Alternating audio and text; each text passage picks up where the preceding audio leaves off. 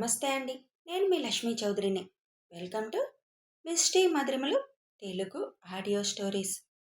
Brindavanam part 163తో మీ ముందుకు వచ్చేసాను.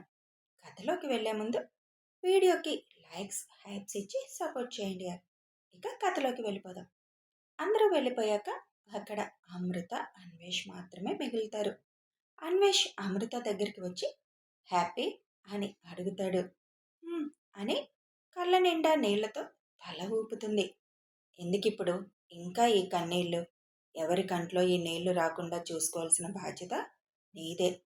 నువ్వెంత జాగ్రత్తగా ఉంటే వాళ్ళంత హ్యాపీగా ఉంటారు. నువ్వు బాధపడితే అందరి కంట్లో నీళ్ళొచ్చేస్తాయి. జాగ్రత్తగా ఉంటావు కదూ అని అమృత మొహం రెండు చేతులతో పట్టుకొని అడుగుతాడు అన్వేష్. ప్రామిస్ చేస్తున్నాను విష్, నేను చాలా జాగ్రత్తగా ఉంటాను, ఎవరిని బాధ పెట్టను అని అంటుంది. అమృత నుదురు మీద ప్రేమగా ముద్దు పెట్టి టైట్గా హక్ చేసుకొని, నువ్వే పని చేసినా నన్ను దృష్టిలో పెట్టుకో అమ్మో. బేబీ కోసమే కాదు, నా గురించి కూడా కొద్దిగా ఆలోచించు అని అంటాడు అన్వేష్. అప్పుడే జలస్ వచ్చిందిగా నా విష్కి అని చిన్నగా నవ్వుతుంది అమృత. జలస్ కాదు, అది భయం. ఎక్కడ నన్ను చీట్ చేస్తావో అని భయం. నేను నిన్ను వదిలి ఎక్కడికి వెళ్తాను? ఈ కుటుంబం, ఈ మనుషులు, ఈ ఇల్లు, ముఖ్యంగా నిన్ను వదిలేసి అంత తొందరగా వెళ్ళిపోవాలని నాకు మాత్రం ఉంటుందా? చాలా చాలా సంవత్సరాలు అందరితో కలిసి ఉండాలని చాలా ఆశగా ఉంది. ఆ ఆశ నన్ను బతికిస్తుంది. కంగారు పడకు విష్, అయినా నిన్ను నా బిడ్డతో కలిసి సాధించొద్దు అని అంటుంది అమృత. సరే పద, అందరూ మన కోసం చూస్తూ ఉంటారు అని అమృత చేయి పట్టుకొని బయటికి తీసుకొస్తాడు. అమృతని, అన్వేష్ని కూర్చోబెట్టి ఇద్దరికి ముందు విజయ గారు దిష్టి తీసి తర్వాత ఇద్దరికి నోట్లో స్వీట్ పెట్టమని వాణి గారికి చెప్తారు. నువ్వు పెట్టాక అని వాణి గారు అన్నా, ఫస్ట్ నువ్వు పెట్టు తల్లిగా అని అంటారు విజయ గారు. వాణి గారు పెట్టాక అందరూ స్వీట్ తీసి పెడతారు ఇద్దరికి. అప్పటికే ఐషు విజయ గారి చేతికి అమృత తినవలసిన డైట్ లిస్ట్ రాసి ఇచ్చేస్తుంది. టైం టు టైం అందులో ఉన్నట్లే ఇవ్వండి అని చెబుతుంది ముగ్గురికి. అలాగే, మేము చూసుకుంటాంలే, నువ్వు మరీ ఎక్కువ టెన్షన్ పడకు అని ఐషుకి ముగ్గురు చెబుతారు. పిల్లలిద్దరూ అమృత మీదకి ఎక్కబోతుండగా షూ ఇద్దరిని దగ్గరికి పిలిచి, చిన్న మమ్మీ మీద ఇంకెక్కకూడదు. రోజులాగా మీతో ఆడుకొని కూడా లేదు మీ చిన్న మమ్మీ. మీరు తనని అస్సలు ఇబ్బంది పెట్టకూడదు. చిన్న మమ్మీని చాలా కేర్గా చూసుకోవాలి. మీ చిన్న మమ్మీ పరిగెత్తకూడదు, బరువు ఎత్తకూడదు. అందువల్ల మీ ఇద్దరు మీ చిన్న మమ్మీ మీద ఎక్కకండి. తన పక్కన కూర్చొని కబుర్లు చెప్పండి, కానీ తన మీద పడకండి అని వివరంగా చెబుతాడు. శివ్ చెప్తేనే దానికి ఎదురు చెప్పకుండా వింటారు కాబట్టి శివ్ చెప్తాడు వివరంగా ఇద్దరికి. ఓకే నాన్న, మాకు తెలుసులే. శ్రీ అత్తను వచ్చినప్పుడు మేము అలాగే జాగ్రత్తగా చూస్తాం కదా, అలాగే చిన్న మమ్మీని కూడా చూసుకోవాలి అంతే కదా. అంతేకాని మీరు తినే గడ్డి కూడా చిన్న మమ్మీని తినమని ఫోర్స్ చేయొద్దు అంటుంది ఐషు. మేమే గడ్డి తిన్నాం బుజ్జమ్మ, మేము నువ్వు చెప్పిన మంచి ఫుడ్డే కదా తింటున్నాం. అంటే నువ్వు చెప్పిన ఫుడ్ కూడా గడ్డేనా అంటారు నవ్వుతూ. నూడిల్స్, పానీపూరి చేయించుకుంటారు కదా, వాటిని గడ్డి అనేది. వాటిని తీసుకొచ్చి మీ చిన్న మమ్మీకి ఇష్టం కదా అని తినిపించకండి. లోపల బేబీకి సేఫ్ కాదని చెప్తుంది. చిన్నగా మాట్లాడు బుజ్జమ్మ, ఎవరైనా వింటే వాటిని గట్టి అన్నందుకు నీ మీద కేసు వేస్తారేమో. అవంటే ఇష్టం లేని వాళ్ళు ఉండరు తెలుసా అంటుంది ఆషి. మన ఇంట్లోకి వచ్చి వినేవాళ్ళు ఎవరు లేరు కానీ, అయినా కేసు వేస్తే ఒక డాక్టర్గా నేను వాటిని నిరూపించుకోగలను. కానీ మీరు చెప్పింది గుర్తుపెట్టుకోండి. ఓకే బుజ్జమ్మ, ఫ్రూట్స్ పెట్టచ్చు కదా చిన్న మమ్మీకి అని అడుగుతారు ఇద్దరు. ఫ్రూట్స్ మీ ఇష్టం, పైనాపిల్, పపాయ తప్ప ఏ ఫ్రూట్స్ అయినా పెట్టచ్చు మీ చిన్న మమ్మీకి. తినకపోతే బలవంతంగా అయినా తినిపించండి. ఓకే డన్, ఆ విషయంలో మేము చూసుకుంటాంలే చిన్న మమ్మీని అని ఇద్దరు అంటారు. విషయం తెలియడంతో అన్వి, శ్రీ వాళ్ళు కూడా వచ్చేస్తారు. ఫస్ట్ ఇద్దరికి విష్ చేసి తర్వాత జాగ్రత్తలు చెప్తారు వాళ్ళు కూడా. హరిగారు, కిరణ్ వాళ్ళు కూడా వచ్చేస్తారు. శ్రావణి అమృత పక్కన కూర్చొని ఎక్కువ టెన్షన్ పడకుండా జాగ్రత్తగా ఉండరా అని చెబుతుంది. అలాగే వదిన, టెన్షన్ పడాల్సిన పని ఏముందిలే, మీరందరూ ఉండగా నేను జాగ్రత్తగానే ఉంటాను అని అంటుంది. అందరి మనసులో టెన్షన్ ఉన్నా ఇప్పటి నుంచి టెన్షన్ పడడం కూడా అనవసరం అనుకొని సరదాగా గడుపుతారు ఆ సమయాన్ని.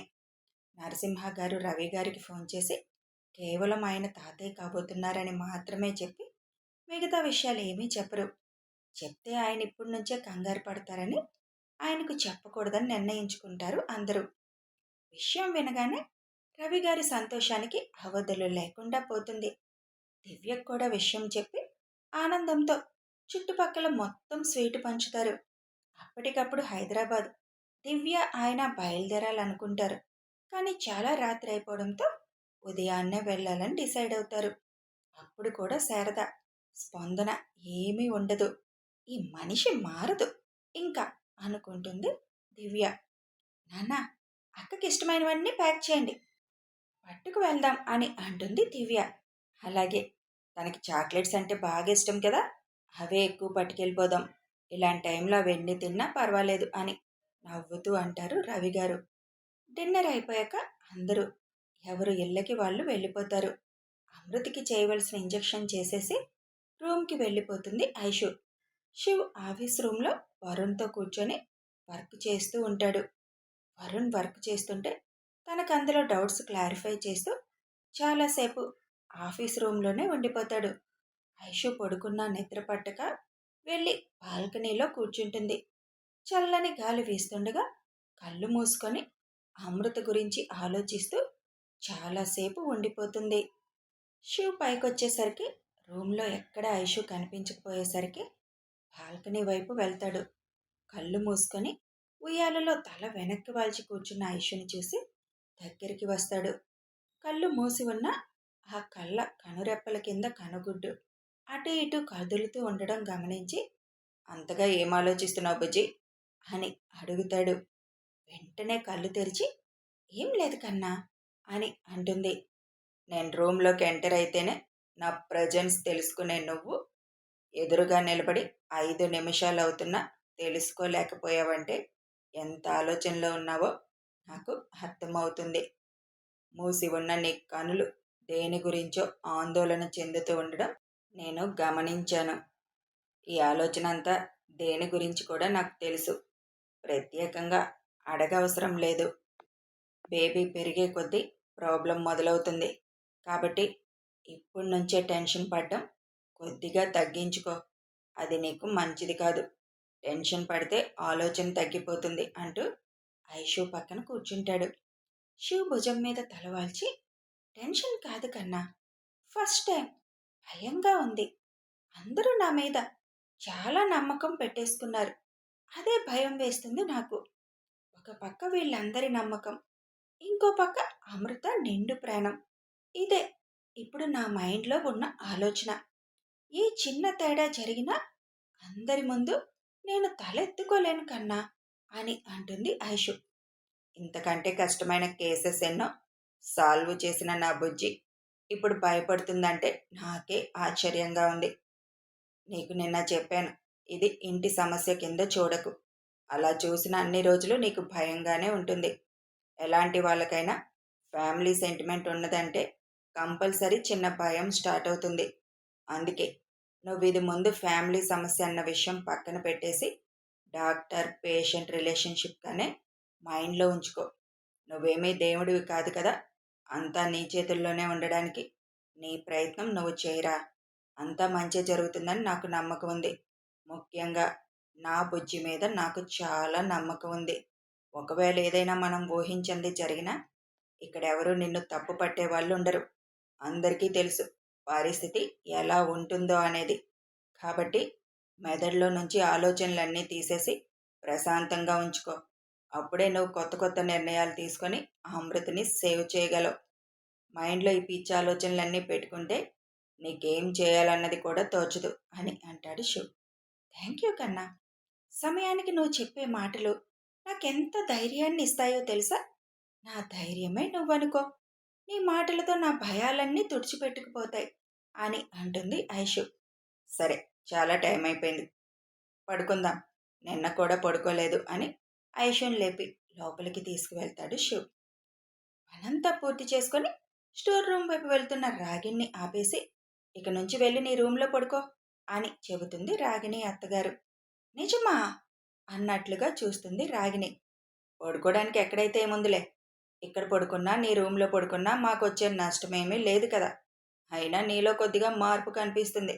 పైగా పని చక్కగా చేస్తున్నావు. అందుకోసమైనా పడుకునే కాసేపైనా సుఖంగా పడుకుంటావులే అని ఈ అవకాశం ఇస్తున్నాను. కానీ మళ్ళీ ఏమైనా తేడా చేస్తే స్టోర్ రూమే నీకు మళ్ళీ పర్మనెంట్ అవుతుంది అని అంటారు ఆవిడ.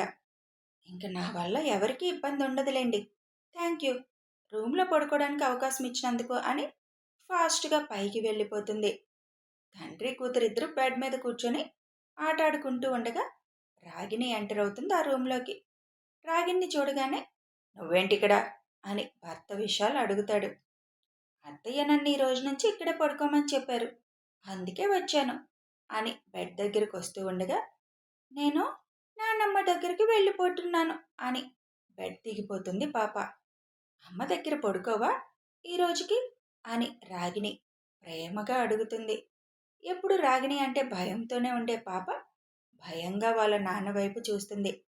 రాగిణిలో మార్పు గమనిస్తున్న విశాల్, నేనున్నాను కదా, నీకింకేం భయం, వచ్చి పడుకో అని పాపని బెడ్ ఎక్కించి మధ్యలో పడుకోబెట్టి విశాల్ కూడా పడుకుంటాడు.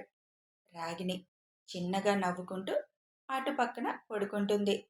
రాగిణి పడుకోగానే తండ్రి వైపు తిరిగి అతని గుండెల్లో తలదూర్చేస్తుంది పాప. అది చూడగానే రాగిణి మనసు కలుక్కుమంటుంది. ఈ 3 నెలల్లోనే చాలా వరకు రాగిణిలో మార్పు కనిపిస్తుంది. దానితో పాటే బంధాల విలువ కూడా తెలిసింది. దానికి కారణం మాత్రం రాగిణి అత్తగారు. ఇంతకుముందు కూడా ఆవిడ మంచి మాటలు రాగిణికి చాలాసార్లు చెప్పాలని చూసేది. కానీ అప్పుడు డబ్బు అహంకారంతో ఆవిడ్ని లెక్క చేసేది కాదు. ఆవిడ దరిదాపుల్లో కూడా నిలబడేది కాదు రాగిణి. కానీ ఇప్పుడు అలా కాదు. రోజులో చాలా వరకు ఆవిడతో పాటే ఉండడం వల్ల ఆవిడ చెప్పిన మాటకి ఎదురు చెప్పే అవకాశం కూడా లేకపోవడం వల్ల ఆవిడ ఏం మాట్లాడుతున్నా ఫస్ట్లో తప్పక వినేది. తర్వాత తర్వాత ఆవిడ చెప్పే ప్రతి మాటని మైండ్లో పెట్టుకోవడం మొదలుపెట్టింది. తన తల్లికి తనకి డబ్బు లేకపోయినా పరాయి వాళ్ళ డబ్బుని తమ డబ్బులా ఊహించుకొని గడిపిన రోజులు గుర్తు చేసుకొని ఇప్పుడు వాళ్ళ అత్తగారికి అధికారం మొత్తం చేతికి దక్కినా కూడా అది నాది కాదు, నీ కూతురిది, దానికి గార్డియన్ మాత్రమే నేను అని ఆవిడెప్పటిలాగే సాదా సీదగా ఉండడం రాగిణిలో మార్పుకి చాలా కారణం. రాగిణి వినడం మొదలుపెట్టాక మంచి చెడు చెప్పడం మొదలుపెట్టారు ఆవిడ.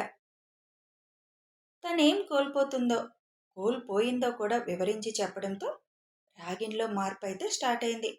కానీ అది ఎంతవరకు అనేది ఎవరికీ నమ్మకం కుదరక ఇంకా భర్త, అత్త, మామ, ఆఖరికి కూతురు కూడా తనని దూరం పెడుతూనే ఉన్నారు. ఇప్పుడిప్పుడే రాగిణికి అర్థమవుతుంది, ఒక మనిషి దగ్గర నమ్మకం ఏర్పరచుకోవాలంటే జీవితకాలం కష్టపడాలని. పాప నిద్రపోయాక ఒకసారి పాపని నేను దగ్గరికి తీసుకుంటాను అని విశాల్ని అడుగుతుంది. అది నీ కూతురు, నువ్వు నవమాసాలు మోసుకన్నావు. మా అందరికంటే నీకే ఎక్కువ హక్కు ఉంటుంది తన మీద.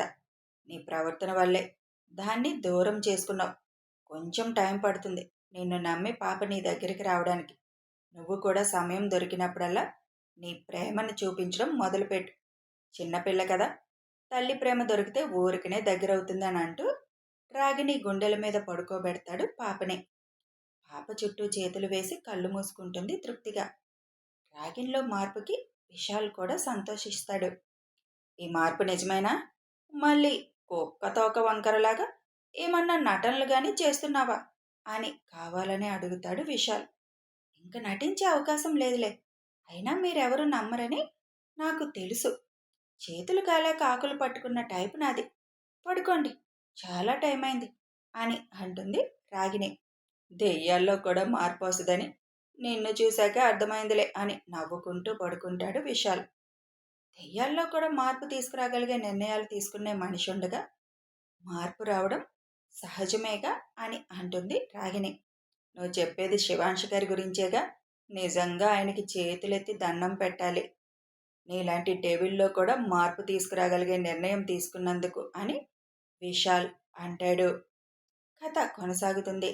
మరి నిజంగా రాగిణిలో వచ్చిన ఈ మార్పు నిజమేనా, లేకపోతే మరొక డ్రామాకి తెరలేపుతుందా?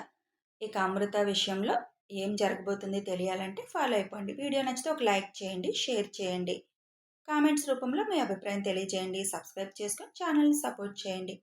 Thanks for watching and listening.